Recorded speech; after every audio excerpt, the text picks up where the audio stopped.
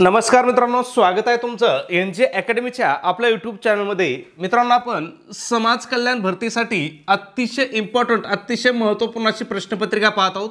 आजची आपली प्रश्नपत्रिका क्रमांक 21 आहे। याच्यामध्ये आपण काय केलेलं आहे तर TCS ने विचारलेल्या अतिशय इम्पॉर्टंट अतिशय महत्त्वपूर्ण अशा जीकेच्या प्रश्नांचा या ठिकाणी आपण समावेश केलेला आहे। आता या ठिकाणी तुम्हाला लक्षात ठेवायचं की बाबा तुम्हाला समाज कल्याण भरतीचा मग याच्यामध्ये समाज कल्याण विभागाचे जेवढे काही पद असतील त्या सगळ्या पदासाठी तयारी करत असताना तुम्हाला काय करायचं आहे, TCS ने विचारलेल्या प्रश्नांची जास्तीत जास्त तयारी करायची। का तर समाज कल्याण विभागाची परीक्षा कोण घेणार आहे, TCS घेणार आहे। आणि TCS चा जर तुम्ही पॅटर्न पाहिला तर TCS काय करत आहे, जवळपास 90% प्रश्न काय होत आहेत TCS चे रिपीट होत आहेत। म्हणून तुम्हाला काय करायचं आहे, TCS ने घेतलेले प्रश्न या ठिकाणी 100% अभ्यासायचे आहे। ठीक आहे, मग या ठिकाणी पहिला प्रश्न आहे बघा आपला, 1905 मध्ये सर्वंट्स ऑफ इंडिया सोसायटीची स्थापना कोणी केली? मग सर्वंट्स ऑफ इंडिया सोसायटीची स्थापना गोपाळ कृष्ण गोखले यांनी केली होती। पहा, खूप महत्त्वाचं आहे। यालाच मराठीमध्ये काय म्हणतात माहिती आहे तुम्हाला, सर्वंट ऑफ इंडिया सोसायटीला? तर भारत सेवक समाज। तुम्हाला प्रश्न विचारू शकतात की भारत सेवक समाजाची स्थापना कोणी केली? मग ती कोणी केली होती तर ती गोपाळ कृष्ण गोखले यांनी केली होती। आणि कधी केली होती तर 1905 ला केली होती। दोन्ही गोष्टी लक्षात ठेवायच्यात, एक तर कधी केली आणि कोणी केली। ठीक आहे, त्याचं नाव काय होतं, इंग्लिशमध्ये त्याला म्हणायचे सर्वंट्स ऑफ इंडिया सोसायटी आणि मराठीमध्ये काय म्हणायचे, भारत सेवक समाज। ठीक आहे, त्याच्यानंतर कोणत्या ठिकाणी केली हे पण लक्षात ठेवा, कुठे केली होती ती, पुणे या ठिकाणी स्थापना केली होती। त्याच्यानंतर या ठिकाणी बघा TCS ने एक प्रश्न विचारला होता की खालीलपैकी कोणत्या ठिकाणी भारत सेवक समाजाची एक शाखा होती?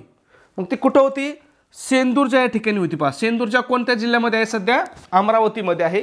खूप महत्त्वाचं आहे, हे कुठल्याही पुस्तकामध्ये दिलेलं नाही, फक्त TCS च्या PYQ मध्येच तुम्हाला हे भेटेल। ठीक आहे, आणि याचा उद्देश काय होता तर देशभक्ती निर्माण करणे किंवा स्वार्थ त्यागाची शिकवण देणे, हा काय होता भारत सेवक समाजचा उद्देश होता। ठीक आहे, महत्त्वाचा प्रश्न आहे, दोन्ही तिन्ही गोष्टी लक्षात ठेवायच्या याच्याबद्दल। ठीक आहे, पुढचा प्रश्न बघूया आपला, प्रश्न क्रमांक 2 काय विचारलं बघा, भारतीय शास्त्रीय नृत्याच्या कोणत्या प्रकाराला तंजोर चौकडीचे मोठे योगदान मिळाले आहे? आता काय विचारलंय, ही जी तंजोर चौकडी आहे हिचं कोणत्या नृत्य प्रकाराला मोठं योगदान मिळाले असं विचारलंय। मग यांचं योगदान कोणत्या नृत्य प्रकारामध्ये होतं तर ते भरतनाट्यम या नृत्य प्रकारामध्ये होतं। खूप महत्त्वाचं आहे, लक्षात ठेवायचं, हे साहित्य प्रकारावरती किंवा नृत्य प्रकारावरती, शास्त्रीय संगीतावरती किंवा शास्त्रीय नृत्यावरती TCS भरपूर प्रश्न विचारत आहे। ठीक आहे, मग या ठिकाणी तुम्हाला लक्षात ठेवायचं आहे, ही तंजोर चौकडी म्हणजे कोण आहेत तर हे 4 भाऊ आहेत बघा, 4 भाऊ आहेत। त्यांचे नाव काय आहेत बघा, चिनय्या, पोणय्या, शिवरायन आणि वडीवेलू। ह्या चौघांनी काय केलं होतं बघा, भरतनाट्यमच्या पुनरुत्थानासाठी महत्त्वपूर्ण योगदान दिलेलं आहे। म्हणून यांना काय म्हटलं जातं, तंजोर चौकडी म्हटलं जातं। आणि ही तंजोर चौकडी कोणत्या नृत्याच्या त्यांच्या योगदानासाठी प्रसिद्ध आहे तर भरतनाट्यम नृत्यासाठी। हा कोणत्या राज्याचा शास्त्रीय नृत्य प्रकार आहे तर हा तामिळनाडूचा शास्त्रीय नृत्य प्रकार आहे। हे पण लक्षात ठेवा, याच्यावरती सुद्धा प्रश्न परीक्षेमध्ये विचारलेला आहे। ठीक आहे, पुढचा प्रश्न 3 नंबर, ताडोबा अंधारी व्याघ्र प्रकल्प महाराष्ट्रातील कोणत्या जिल्ह्यात वसलेला आहे? आता कोणता विचारला आहे, ताडोबा अंधारी व्याघ्र प्रकल्प विचारलाय। भरपूर वेळेस याच्यावरती प्रश्न विचारला जातो। मग ताडोबा अंधारी व्याघ्र प्रकल्प कोणत्या जिल्ह्यामध्ये आहे तर हा चंद्रपूर जिल्ह्यामध्ये आहे। आता या ठिकाणी तुम्हाला लक्षात ठेवायचे, सध्या महाराष्ट्रामध्ये एकूण किती व्याघ्र प्रकल्प आहेत तर 6 व्याघ्र प्रकल्प आहेत। यालाच दुसरा शब्द दिला जातो तो म्हणजे राष्ट्रीय उद्यानं किती आहेत। महाराष्ट्रामध्ये सध्या किती राष्ट्रीय उद्यान आहेत हे पण विचारलं जातं। मग किती राष्ट्रीय उद्यान आहेत तर 6 राष्ट्रीय उद्यान आहेत। मग त्याच्यामध्ये अजून एक महत्त्वाचा प्रश्न विचारला जातो की महाराष्ट्रातील पहिले राष्ट्रीय उद्यान खालीलपैकी कोणतं? मग महाराष्ट्रामधलं पहिलं राष्ट्रीय उद्यान कोणतं आहे तर हेच ताडोबा राष्ट्रीय उद्यान किंवा ताडोबा अंधारी व्याघ्र प्रकल्प, हाच काय महाराष्ट्रातलं पहिलं राष्ट्रीय उद्यान आहे। कोणत्या जिल्ह्यामध्ये आहे, चंद्रपूर। आणि याची स्थापना कधी झाली होती, 1955 साली झाली होती। ठीक आहे, खूप महत्त्वाचं आहे। त्याच्यानंतर 2 नंबरचं राष्ट्रीय उद्यान कोणते बघा, नावेगाव बांध राष्ट्रीय उद्यान कोणत्या जिल्ह्यामध्ये आहे असा प्रश्न विचारला जातो। मग हे कोणत्या जिल्ह्यामध्ये आहे तर हे गोंदिया जिल्ह्यामध्ये आहे। दोन्ही लक्षात ठेवायचे, दोन्ही म्हणण्यापेक्षा तुम्हाला हे 6ची 6 राष्ट्रीय उद्यानं काय करायचे, तोंडपाठ ठेवायचे आहेत। का तर टेसियस राष्ट्रीय उद्यानावरती भरपूर प्रश्न विचारत आहे, ठीक आहे। पुढचा 3 नंबरचा राष्ट्रीय उद्यान बघा, पंडित जवाहरलाल नेहरू राष्ट्रीय उद्यान किंवा त्यालाच पेंच राष्ट्रीय उद्यान असं सुद्धा म्हटलं जातं। कोणत्या ठिकाणी आहे हे? नागपूर या ठिकाणी आहे आणि याची स्थापना कधी झाली? 1983 ला। त्याच्यानंतर सगळ्यात महत्त्वाचं लक्षात ठेवायचं की हे पंडित जवाहरलाल नेहरू राष्ट्रीय उद्यान किंवा पेंच राष्ट्रीय उद्यान हे काय आहे? क्षेत्रफळानुसार सर्वात लहान राष्ट्रीय उद्यान आहे, ते पण लक्षात ठेवा, ठीक आहे। त्याच्यानंतर चौथं बघा, संजय गांधी राष्ट्रीय उद्यान कुठं आहे? मुंबई उपनगरमध्येच म्हणजेच बोरिवली या ठिकाणी आहे, हे पण लक्षात ठेवायचं। आता या दोन्हीमध्ये गोळ होऊन देऊ नका, हे काय? पंडित जवाहरलाल नेहरू राष्ट्रीय उद्यान आणि संजय गांधी राष्ट्रीय उद्यान, ठीक आहे। त्याच्यानंतर गुगामल राष्ट्रीय उद्यान आहे, कोणत्या जिल्ह्यामध्ये आहे हे? अमरावती, ज्यालाच आपण मेळघाट राष्ट्रीय उद्यान सुद्धा म्हणतो, हे पण लक्षात ठेवायचं, ठीक आहे। गुगामल किंवा मेळघाट दोन्हीपैकी जे नाव येईल ते नावाने हे लिहून टाकायचं, ठीक आहे। आणि याचं वैशिष्ट्य काय आहे? तर क्षेत्रफळानुसार हे काय आहे? सर्वात मोठं राष्ट्रीय उद्यान आहे। त्याच्यानंतर 6वं आहे आपलं चांदोली राष्ट्रीय उद्यान, कोणत्या जिल्ह्यामध्ये? सांगली, सातारा, कोल्हापूर आणि काही रत्नागिरीचा भाग सुद्धा याच्यामध्ये समाविष्ट आहे। सगळ्यात शेवटचं आहे, याची स्थापना कधी केली होती किंवा निर्मिती कधी केली? तर ती 2004 ला केलेली आहे, ठीक आहे। 6ची 6 राष्ट्रीय उद्यानं तुम्हाला तोंडपाठ ठेवायचे आहेत का? तर हे परीक्षेच्या दृष्टीने अतिशय उपयुक्त आहेत मित्रांनो, ठीक आहे। आता या ठिकाणी एक छोटीशी पण महत्त्वपूर्ण सूचना मित्रांनो, आपण समाज कल्याण भरतीसाठी अतिशय इम्पॉर्टंट अतिशय महत्त्वपूर्ण अशी टेस्ट सिरीज या ठिकाणी सुरू केलेली आहे। आपल्या टेस्ट सिरीजचं वैशिष्ट्य आहे की या ठिकाणी काय असणार आहे? TCS पॅटर्ननुसार संपूर्ण अभ्यासक्रमावर आधारित अशी आपली ही टेस्ट सिरीज असणार आहे। याच्यामध्ये संपूर्ण म्हणजे तुमचा सगळा सिलेबस पूर्णपणे याच्यामध्ये कव्हर केला असणार आहे आपल्या टेस्ट सिरीजमध्ये, ठीक आहे। मग या टेस्ट सिरीजमध्ये तुम्हाला काय काय भेटेल बघा, तर तुम्हाला 10 टेस्ट पेपर भेटतील, त्याचबरोबर TCSने घेतलेल्या अतिशय IMP अशा 100 प्रश्नपत्रिका तुम्हाला उत्तरासहित मिळतील। आता तुम्हाला ह्या प्रश्नपत्रिकेचा अभ्यास करणं का महत्त्वाचं आहे? तर समाज कल्याण विभागाची परीक्षा कोण घेणार आहे? TCS घेणार आहे, म्हणून तुमच्यासाठी हे काय असणार आहे? अतिशय महत्त्वाचं असणार आहे। त्याचबरोबर या ठिकाणी तुम्हाला फ्रीमध्ये अतिशय IMP अशा नोट्स सुद्धा प्रोव्हाइड केल्या जातील।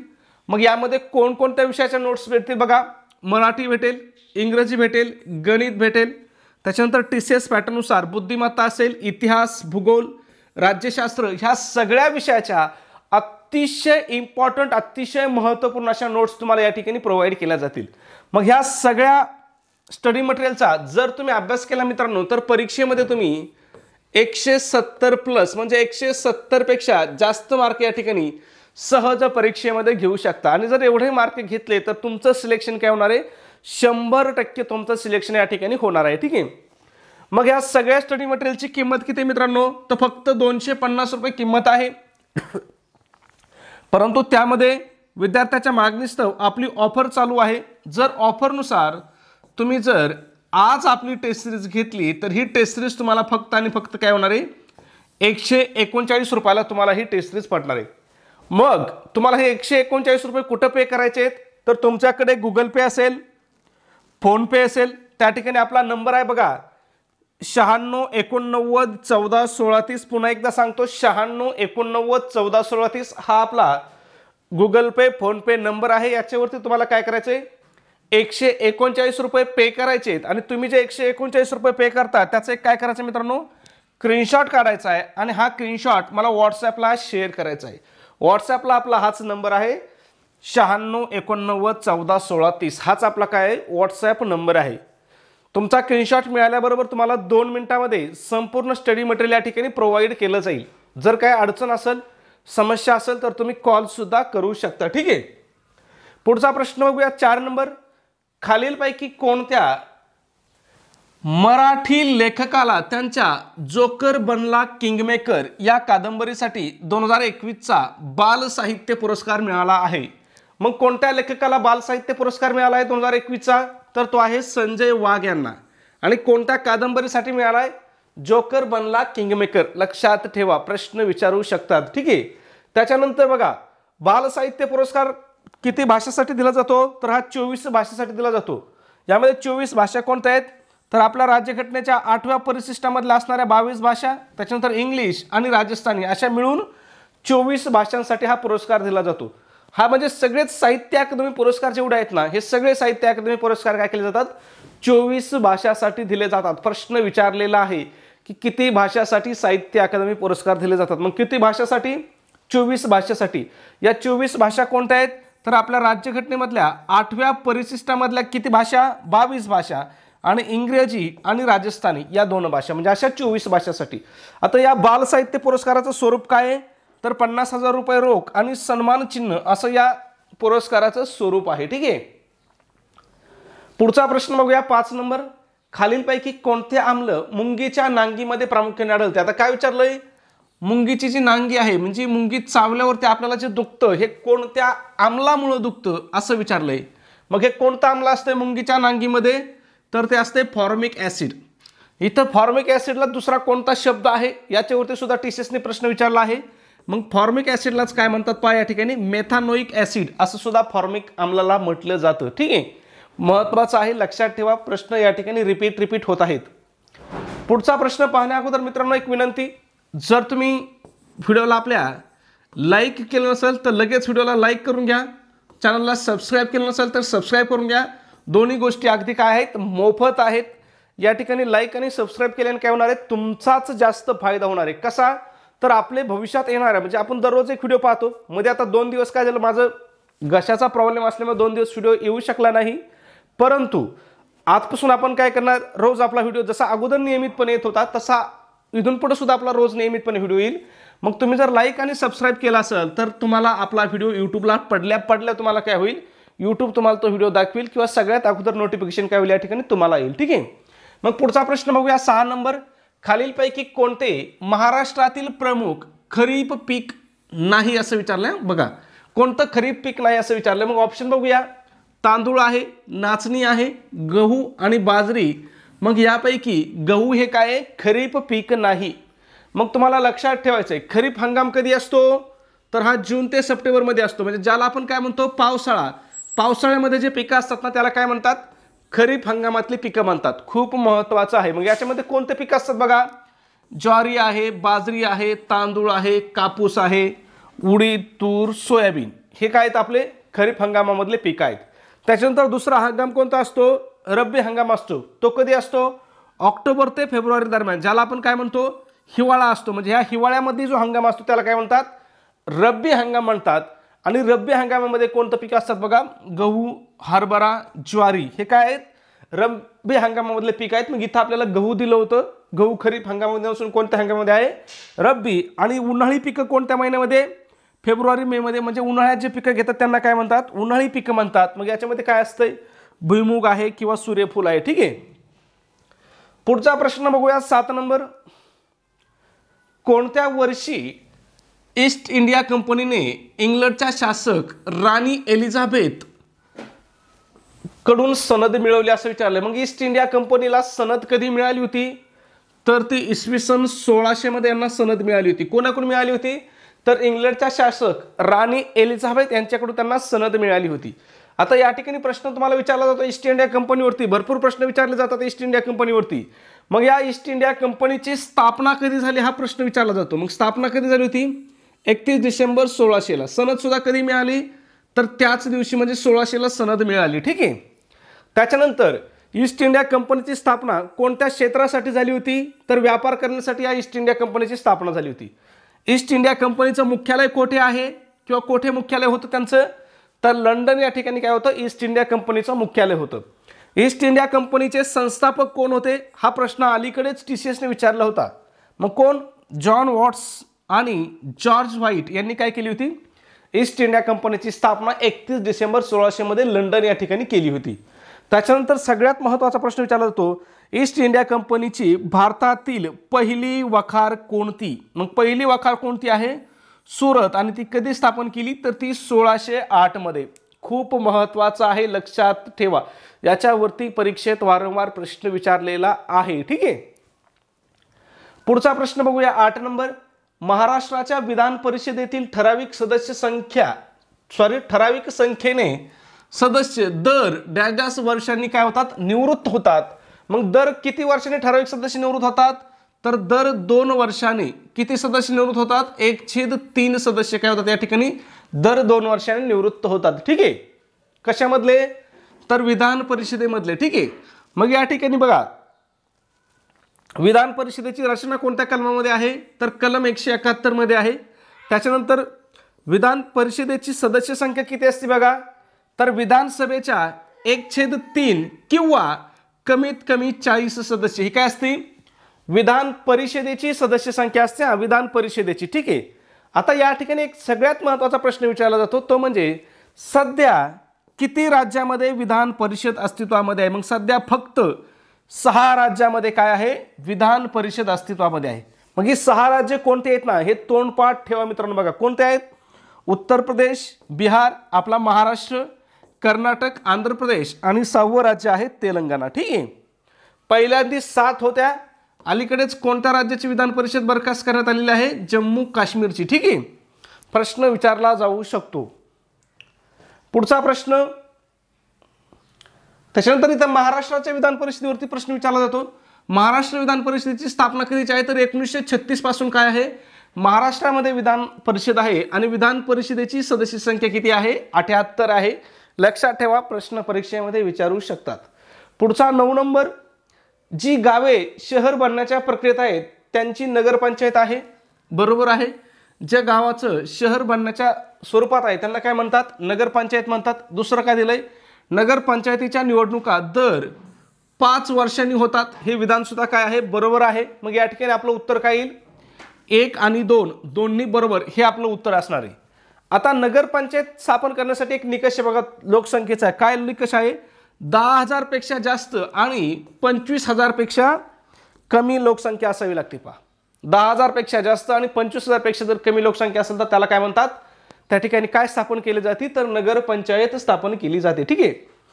पुढचा 10 नंबर, महाराष्ट्र राज्यात डॅश डॅश नदी खोऱ्यांचा समावेश होतो. आता हा प्रश्न थोडासा कन्फ्यूज करणार होता पण विचारलेला आहे TCSने. मग या ठिकाणी महाराष्ट्र राज्यामध्ये प्रामुख्याने किती नदी खोऱ्यांचा समावेश होतो असं त्यांना म्हणायचं आहे. मग किती नदी खोरे आहेत महाराष्ट्रामध्ये? तर एकूण 6 नदी खोरे आहेत. आता महाराष्ट्रातले हे प्रमुख बघा 6 नदी खोरे आहेत. मग हे 6 नदी खोरे कोणते आहेत बघा? तर सगळ्यात पहिलं आणि सगळ्यात मोठं नदी खोरं कोणतं आहे? तर ते आहे गोदावरी नदी खोरं. त्याच्यानंतर भीमा आणि कृष्णा. आता या ठिकाणी बघा, भीमा आणि कृष्णा महाराष्ट्रामध्ये काय आहेत? वेगवेगळे आहेत. आणि जर भारताचा भूगोलचा अभ्यास केला तर हे दोन्ही काय आहेत? एकत्र आहेत. ठीक आहे. महाराष्ट्रामध्ये दोन्ही सेपरेट आहेत आणि भारतामध्ये दोन्ही एकत्र आहेत. ठीक आहे. त्याच्यानंतर तापी पूर्णा खोरं, वर्धा वैनगंगा खोरे आणि कोकणातील नद्यांचं खोरं. आता कोकणातील नद्यांचं एक वेगळं खोरं आहे ज्याला पश्चिम वाहिनी नद्या म्हणतात. ठीक आहे. म्हणजे असे काय आहेत? महाराष्ट्रामध्ये प्रमुख 6 नदी खोरे आहेत. पुढचा प्रश्न बघा, किती अवघड प्रश्न विचारला होता. एशियाटिक रिसर्च नावाच्या जर्नलमध्ये खालीलपैकी कोण सहभागी नव्हते असं विचारलंय. मग हे जे एशियाटिक रिसर्च नावाचं जे जनरल आहे याच्यामध्ये कोणाचा सहभाग नव्हता? तर थॉमस बॉबिंग्टन मॅकॉले. मॅकॉले नाव आठवलं ना? मग या मॅकॉलेचा सहभाग नव्हता. मग या ठिकाणी तुम्हाला लक्षात ठेवायचं आहे, एशियाटिक रिसर्च जनरलची स्थापना कधी झाली? 1784. कोणी स्थापना केली होती? William Jones. यालाच आपण काय म्हणतो बघा? एशियाटिक सोसायटी सुद्धा म्हणतो बघा. हे यालाच काय म्हणतो आपण? Asiatic society. आता तुमच्या लक्षात आलं असेल. मग एशियाटिक सोसायटीची स्थापना कधी झाली होती? 1784 ला. कोणी स्थापना केली होती? विल्यम जोन्स यांनी. आणि याच्यामध्ये योगदान कोणाकोणाचं होतं बघा? विल्यम जोन्सचं होतं, हेनरी थॉमसनचं होतं, कोलाब्रुक आणि नॅथियन हल्डेड यांचा काय होता? समावेश होता. आणि हा जो थॉमस मॅकॉले आहे याचं वैशिष्ट्य काय आहे? तर भारतामध्ये इंग्रजी शिक्षणाचा पाया या थॉमस मॅकॉलेने घातला. ठीक आहे. खूप महत्त्वाचा आहे. शिक्षणाचा त्याने झिरपता सिद्धांत मांडला होता. उच्चवर्णीय लोकांना शिकवायचं, मग त्यांच्यापासून पाजरत काय होईल? तळागाळापर्यंत शिक्षण पोहोचेल असं त्याचं म्हणणं होतं. आणि त्यांनी शिक्षणाचं माध्यम कोणती भाषा ठेवली होती? इंग्रजी भाषा ठेवली होती. ठीक आहे. पुढचा प्रश्न बघूया 12 नंबर. सर्वोच्च न्यायालयाच्या न्यायमूर्तींना हटवण्यासाठी भारतीय संसदेच्या 108 सदस्यांनी स्वाक्षरी केलेला पहिल्या प्रस्तावावर चर्चा कोणत्या वर्षी झाली? मग पहिल्या प्रस्तावावरती चर्चा कधी झाली होती? 1989 ला. हा कोणता प्रस्ताव असतो सर्वोच्च न्यायालयाच्या न्यायाधीशांना हटवण्यासाठीचा? तर तो असतो महाभियोग. ठीक आहे. मग महाभियोग प्रस्तावावरती सर्वप्रथम चर्चा कधी झाली होती? 1989 ला. कोणाविरुद्ध? न्यायमूर्ती व्ही रामास्वामी यांच्या विरुद्ध. ठीक आहे. महाभियोगाची प्रक्रिया सुरू करण्यात आली होती. परंतु या ठिकाणी काय लागतं? 2/3 बहुमत लागतं आणि हे 2/3 बहुमत काय झालं नाही, ठरावाच्या बाजूने पडलं नाही, म्हणून हा ठराव रेंगाळला. ठीक आहे. पुढचा प्रश्न 13 नंबर, विधान परिषदेचे कामकाज डॅश डॅश यांच्या नियंत्रणाखाली व मार्गदर्शनाखाली चालते. कोणाचं विचारलंय? विधान परिषदेचं. मग विधान परिषदेचं कामकाज कोणाच्या नियंत्रणाखाली चालतं? तर ते सभापतीच्या. त्यांनाच काय म्हटलं जातं? चेअरमन सुद्धा म्हणतात. ठीक आहे. मग विधान परिषदेचं कामकाज हे सभापती किंवा चेअरमन यांच्या नियंत्रणाखाली आणि मार्गदर्शनाखाली चालते. विधान परिषदेचे सभापती हे काय असतात? त्या सभागृहाचे प्रमुख असतात. म्हणजे प्रश्न विचारू शकतात, विधानसभा या किंवा विधान परिषद या सभागृहाचे प्रमुख कोण असतात? मग विधान परिषदेचे प्रमुख कोण असतात? तर ते सभापती असतात. ठीक आहे. पुढचा प्रश्न 14 नंबर, भारतीय राष्ट्रीय महामार्ग प्राधिकरण खूप इम्पॉर्टंट आहे. भारतीय राष्ट्रीय महामार्ग प्राधिकरणाची स्थापना कोणत्या वर्षी झाली? मग याची स्थापना कधी झाली होती? तर ती 1988 ला झाली. याला इंग्लिशमध्ये काय म्हणतात बघा? नाही म्हणतात. NHAI. तुम्ही जिथं कुठं काम चालू असेल तिथं पाहिलं असेल नाही. मग या नाहीचा फुल फॉर्म काय आहे? National highway authority of India. प्रश्न विचारलेला आहे. मग नाहीची स्थापना कधीची आहे? 1988 ची. आणि कोणत्या कायद्याने स्थापना आहे? तर राष्ट्रीय महामार्ग प्राधिकरण कायदा 1988 अंतर्गत स्थापन करण्यात आलेले आहे. म्हणजे कायदा पण 1988 चा आहे आणि स्थापना पण 1988 ला आहे. ठीक आहे. पुढचा महत्वाचा प्रश्न, खालीलपैकी कोणती रचना राष्ट्रकूट वंशाच्या शासकाने कोरली होती? कोरला लेणी येथील चैत्यगृह, रतनवाडी येथील अमृतेश्वर मंदिर, अजिंठा येथील गुहा क्रमांक 16 आणि एलोरा येथील कैलास मंदिर. मग एलोरा म्हणजे वेरूळ या ठिकाणचं कैलास मंदिर कोणी कोरलेलं आहे? तर ते राष्ट्रकूट वंशाच्या शासकांनी कोरलेलं आहे. ठीक आहे. मग या ठिकाणी तुम्हाला राष्ट्रकूट राजावरती भरपूर प्रश्न विचारले जातात. ठीक आहे. मग राष्ट्रकूट साम्राज्याचं संस्थापक कोण आहे? तर तो आहे दंतीदुर्ग. ठीक आहे. महत्वाचं आहे. त्याच्यानंतर राष्ट्रकूट हे सुरुवातीला कोणाचे मांडलिक होते असं विचारलं जातं. मग हे कोणाचे मांडलिक होते? तर हे चालुक्यांचे मांडलिक होते. त्याच्यानंतर प्रश्न विचारला जातो की राष्ट्रकूटांचं सत्ता केंद्र कोठे कोठे होतं? मग बघा, लातूर, मान आणि नंदीवर्धन या ठिकाणी काय होते? यांचे सत्ता केंद्र होते. त्याच्यानंतर बघा, ही वेरूळची जी कैलास लेणी ही काय राष्ट्रकूटांची कलाकृती आहे आणि ही कोणी कोरलेली आहे? तर राष्ट्रकूट राजा पहिला कृष्ण याने ही कैलास लेणी खोदलेली आहे. प्रश्न खूप वेळेस परीक्षेमध्ये विचारलेला आहे की कैलास लेणी कोणी खोदलेली आहे? मग ही कोणी खोदली? तर राष्ट्रकूट राजा पहिला कृष्ण याने. ठीक आहे. महत्वाचं आहे, लक्षात ठेवा. त्याच्यानंतर पुढचा प्रश्न 16 नंबर, कुणाची जयंती पराक्रम दिवस म्हणून साजरा केली जाते? प्रश्न रिपीट झाला, आपण घेतलेला आहे प्रश्न. कोणाची? नेताजी सुभाषचंद्र बोस यांची जयंती पराक्रम दिवस म्हणून साजरा केली जाते. मग कोणता दिवस आहे? तर ती 23 जानेवारी हा दिवस पराक्रम दिन म्हणून साजरा केला जातो. कधीपासून साजरा केला जातो? तर 2022 पासून. ठीक आहे. आता या बाकीचं सांगत नाही, त्यांचं नेताजी सुभाषचंद्र बोसांचं आपण अगोदरच पाहिलेलं आहे. तुम्ही हवं तर स्क्रीनशॉट काढून परत वाचून घेऊ शकता. परंतु हे सगळं महत्वाचं आहे. ठीक आहे. सगळं महत्वाचं आहे. बघा, कोणत्या अधिवेशनाचे अध्यक्ष होते? हरिपूरच्या अधिवेशनाचे. कधी? 1938 ला. त्याच्यानंतर त्याच्याच पुढच्या वर्षी 1939 ला काय झाले होते? त्रिपुरी अधिवेशनाचे सुद्धा अध्यक्ष आले होते. आणि त्रिपुरी अधिवेशनामध्ये त्यांनी कोणाचा पराभव केला होता? तर पट्टाभी सीतारामय्या यांचा पराभव केला होता. त्याच्यानंतर इथं काँग्रेसचं त्यांचं बिनसलं, त्यांनी काँग्रेसचा राजीनामा दिला आणि स्वतःच्या 1939 ला काय केलं? स्वतः फॉरवर्ड ब्लॉक या पक्षाची स्थापना केली. प्रश्न विचारलेला आहे की नेताजी सुभाषचंद्र बोस यांनी कोणता पक्ष स्थापन केला? तर कोणता? Forward block. कधी केला? 1939 ला. त्याच्यानंतर आझाद हिंद सरकारची स्थापना सुद्धा नेताजी सुभाषचंद्र बोस यांनी केली होती. कधी? 21 ऑक्टोबर 1943 ला. महत्वाचं आहे, लक्षात ठेवा. आणि त्यांचा मृत्यू कधी झाला होता? 18 ऑगस्ट 1945 ला विमान अपघातामध्ये. या मृत्यूचं अजून सुद्धा गूढ आहे. मृत्यू झाला की नाही याच्यावरतीच शंका आहे. ठीक आहे. काही लोकांचं म्हणणं आहे की त्यांची हत्या झाली होती. ठीक आहे. पुढचा प्रश्न 17 नंबर, सातवहन राजाहल याने गाथा सप्तशती ही प्रसिद्ध काव्यरचना कोणत्या भाषेत रचली? मग कोणत्या भाषेत रचली होती? तर ही प्राकृत भाषेमधली रचना आहे. कोणती? गाथा सप्तशती. आणि ही कोणाची रचना आहे? तर राजाहल याची आहे. ठीक आहे. महत्वाचं आहे. पुढचा प्रश्न 18 नंबर, खालीलपैकी कोणते पुस्तक हे संस्कृत भगवद्गीतेचा अर्थ स्पष्ट करते? मग संस्कृत भगवद्गीतेचा अर्थ स्पष्ट करणारं पुस्तक कोणतं आहे? तर हे आहे भावार्थ दीपिका, ज्यालाच आपण काय म्हणतो? ज्ञानेश्वरी म्हणून ओळखतो. बघा, त्याचं खरं नाव काय आहे? भावार्थ दीपिका आहे. ही कोणी लिहिली? आता ज्ञानेश्वरी म्हटलं कोणी लिहिली तुम्हाला माहिती आहे, संत ज्ञानेश्वरांनी ज्ञानेश्वरी लिहिलेली आहे. ठीक आहे.